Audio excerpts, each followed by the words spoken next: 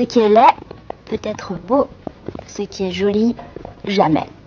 Un accident a complètement défiguré Molly. Malgré 12 opérations, son visage reste couvert de cicatrices effrayantes. Les médecins proposent un premier plan, aligner ses yeux grâce à une traction osseuse. Donc j'aurai les yeux parfaitement alignés, mais je ressemblerai toujours à un jus chewing-gum. Alors que l'opération est enfin décidée, un accident de voiture amène un patient très particulier. Karen, 14 ans, a subi un traumatisme crânien violent parce qu'elle ne portait pas sa ceinture. Elle est déclarée en mort cérébrale. Les médecins vont voir la mère de Karen, Shannon, et lui présentent une demande presque impossible à formuler. Vous me demandez de vous donner son visage pour le greffer, non?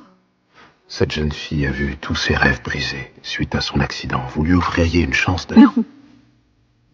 Cette requête tombe sur elle comme un coup de tonnerre, et elle refuse instinctivement. Mais le destin prépare une rencontre inattendue. Dans l'ascenseur, Shannon croise Molly, cette fille pleine de vie, dont l'énergie la bouleverse profondément. Pendant ce temps, l'équipe médicale découvre que Karen et Molly sont une compatibilité parfaite, une chance sur 1 million. Pour Molly, cette nouvelle est à la fois un miracle et un poids énorme. Seule dans son lit, elle est envahie de peur et de doute.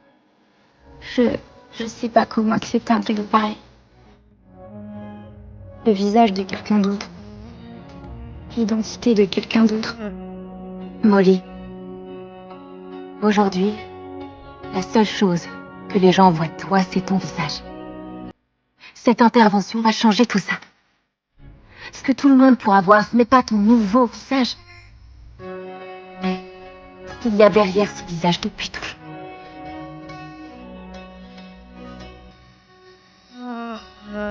Shannon finit par prendre une décision. L'hôpital organise alors une cérémonie d'hommage pour Karen, pour saluer ce cadeau de vie qu'elle va offrir à quelqu'un d'autre. Sa mère caresse une dernière fois sa main glacée, ceste son adieu final. L'opération est un succès, mais Molly n'a pas le courage de se regarder dans un miroir. Ça risque de te paraître un peu surréaliste. En tout cas au début. Et ce ne sera pas toujours le cas. Parce que ta manière d'éclater de rire, ou d'incliner la tête, ou ta façon de regarder quelqu'un dans les yeux, est unique et n'appartient qu'à toi. Elle respire profondément, puis finit par le prendre en tremblant. Un avenir totalement nouveau s'ouvre alors devant elle. À ce moment-là, Shannon entre dans la pièce. Elle regarde ce visage à la fois familier et étranger, les yeux remplis d'une douceur mêlée de chagrin. Puis elle fait une demande. J'aimerais bien revoir